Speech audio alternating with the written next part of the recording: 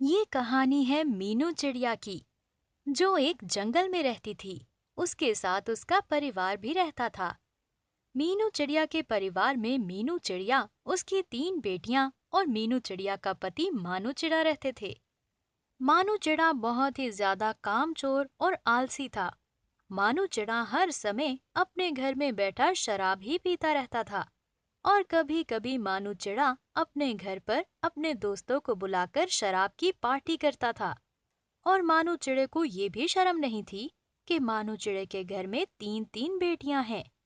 मीनू चिड़िया हर समय अपने पति मानू चिड़े को समझाती रहती थी कि वो ये शराब की आदत छोड़ दे और कोई अच्छा सा काम धंधा करे। लेकिन मानू चिड़ा मीनू चिड़िया पर गुस्सा करता और मीनू चिड़िया की बात नहीं मानता था। मीनू चिड़िया। सुनिए, आप ये शराब पीना छोड़ क्यों नहीं देते? ये अच्छी बात नहीं है। मानू चिड़िया। मीनू, तुम ज्यादा मत बोला करो, समझी? मैं शराब पीना नहीं छोड़ूंगा। मानू चिड़ा। आपको बिल्कुल शर्म नहीं है। आप अपने ही घर में बैठकर शराब पीते हो और आपको ये भी शर्म नहीं आती कि हमारे घर में 3-3 बेटियां हैं। वो ये सब देखती होंगी तो उन पर क्या असर होता होगा। मानू चिड़ा। अरे देखो मीनू, मैं तो इसी घर में बैठकर शराब पीऊंगा। देखता हूँ कि मुझे कौन रोकता है। और अगर तुम में से किसी को कोई तकलीफ है मुझसे, तो तुम अपनी बेटियों को लेकर यहाँ से जा सकती हो। मीनू चिड़िया। ए जी, ये आप क्या कह रहे हैं? मैं ये घर छोड़कर कैसे जा सकती हूँ? मैं और मेरी तीनों बेटियां ये घर छोड़कर नहीं जाएंगी। और हम रहेंगे कहाँ? हमें कौन रहने की जगह देगा? मानू चिड़ा। ठीक है मीनू चिड़िया, अगर तुम्हें इस घर में रहना है तो मेरे मुताबिक रहना होगा। जैसे मैं कहूँगा बिल्कुल वैसे ही करना पड़ेगा। कोई भी चूं चढ़ा की तो मुझसे बुरा कोई नहीं होगा। मानू चिड़े की बात सुनकर मीनू चिड़िया काफी ज्यादा परेशान हो जाती है और मीनू चिड़िया को अपनी तीनों बेटियों के भविष्य की बहुत चिंता होती है। एक दिन मानू चिड़ा अपने एक दोस्त को लेकर अपने घर पर आता है और मानू चिड़ा और उसका दोस्त मिलकर खूब मजे से शराब पीने लगते हैं। मीनू चिड़िया। ए जी सुनिए, आज तक तो आप इस घर में बैठकर शराब पीते थे और आज तो आप अपने दोस्त को भी इस घर में शराब पीने ले आए हो। आपकी 3-3 बेटियां हैं, वो भी ये सब कुछ देख रही हैं। मानू चिड़ा। तो देखती रहे, मुझे क्या फर्क पड़ता है? मुझे तो अपनी शराब पीने से मतलब है। और हाँ मीनू चिड़िया, मैंने तुमसे कहा था ना, ज्यादा चू चढ़ा नहीं सुननी मुझे, वरना मैं तुम्हें और तुम्हारी बेटियों को इस घर से बाहर निकाल दूंगा। मानू चिड़े की ये बात सुनकर मीनू चिड़िया खामोश हो जाती है और वो अपनी तीनों बेटियों से कहती है। मीनू चिड़िया। चलो हम चारों कहीं बाहर चलते हैं, शाम तक हम चारों वापस आ जाएंगे। फिर मीनू चिड़िया अपनी तीनों बेटियों को लेकर वहां से चली जाती है। मीनू चिड़िया एक पेड़ पर अपनी तीनों बेटियों को लेकर बैठी काफी ज्यादा उदास होती है कि वहां पर एक बुलबुल और कबूतरी आ जाते हैं। बुलबुल। मीनू चिड़िया, क्या हुआ? तुम इतनी उदास क्यों हो? और यहाँ तुम अपनी तीनों बेटियों को लेकर क्यों बैठी हो? मीनू चिड़िया। बुलबुल बहन, मैं तुम्हें क्या बताऊं, ये तो शराब पीते ही हैं और ऊपर से अपने दोस्तों को भी ले आते हैं। ये सब मेरी बेटियां देखती हैं, इन पर क्या असर होता होगा। बस मुझे अपनी बेटियों के भविष्य की बहुत चिंता है और इसीलिए मैं परेशान हूँ। बुलबुल। हाँ मीनू चिड़िया, तुमने बिल्कुल ठीक कहा। अगर तुम्हारी तीनों बेटियां मानू चिड़े को शराब पीता देखेंगी तो उन पर बहुत बुरा असर होगा। कबूतरी। मीनू चिड़िया, अगर मेरा पति शराब पीता होता तो मैं उसके साथ कभी नहीं रहती और हमेशा हमेशा के लिए उसको छोड़कर चली जाती। बुलबुल। मीनू चिड़िया, चलो अब मैं चलती हूँ, मुझे भोजन जमा करना है। मेरे बच्चे मेरा घर में इंतजार कर रहे होंगे। ये कहकर बुलबुल और कबूतरी वहां से चले जाते हैं। मीनू चिड़िया।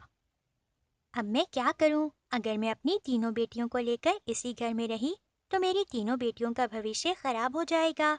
बस मैंने आज से सोच लिया है, आज से मैं अब दोबारा अपनी तीनों बेटियों को लेकर इस घर में नहीं जाऊंगी और मैं किसी अच्छे से पेड़ पर घोंसला बना लूंगी और मैं अपनी तीनों बेटियों को लेकर उसी घोंसले में पूरी जिंदगी रहूंगी। कम से कम इस तरह मेरी बेटियों का भविष्य तो खराब नहीं होगा।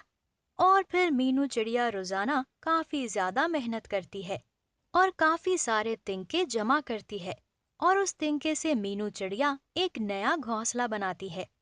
कुछ ही दिनों के बाद मीनू चिड़िया ने 2 घोंसले तैयार कर लिए थे, जिसमें मीनू चिड़िया अपनी तीनों बेटियों को लेकर सुकून से रह रही होती है।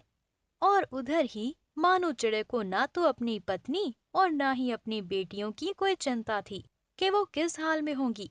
बस मानू चिड़ा हर समय शराब ही पीता रहता था। एक दिन मीनू चिड़िया भोजन जमा करने जा रही होती है कि मीनू चिड़िया को सामने मानू चिड़ा जाते हुए दिखता है। मीनू चिड़िया। अरे ये कहाँ जा रहे हैं? लगता है ये शराब लेने जा रहे होंगे। चलो मैं भी इनके पीछे पीछे जाती हूँ। देखती हूँ कि ये शराब का अड्डा आखिर है किस तरफ। फिर मीनू चिड़िया भी मानू चिड़े के पीछे पीछे जाने लगती है। मीनू चिड़िया देखती है कि मानू चिड़ा एक सुराख वाले पेड़ के अंदर चला जाता है। मीनू चिड़िया भी फौरन उस सुराख वाले पेड़ के पास आ जाती है। फिर मीनू चिड़िया उसके सुराख वाले पेड़ के अंदर देखती है तो उस पेड़ के अंदर एक बड़ा सा शराब का अड्डा बना होता है और उस शराब के अड्डे का मालिक एक कालू कौवा होता है। मीनू चिड़िया। अच्छा, तो इन सब ने इस पेड़ के अंदर शराब बेचने का अड्डा बनाया हुआ है ताकि किसी को कुछ भी पता न चले और ये खूब आराम से शराब बेच सके।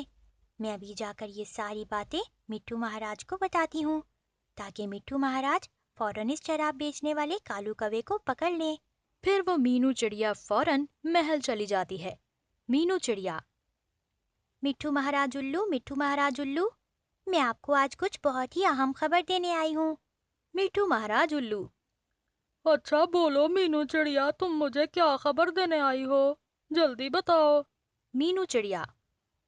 मिट्ठू महाराज उल्लू, मैंने अभी देखा है जंगल के कोने में एक सुराख वाला पेड़ है जिसमें कालू कौवा शराब बेचता है।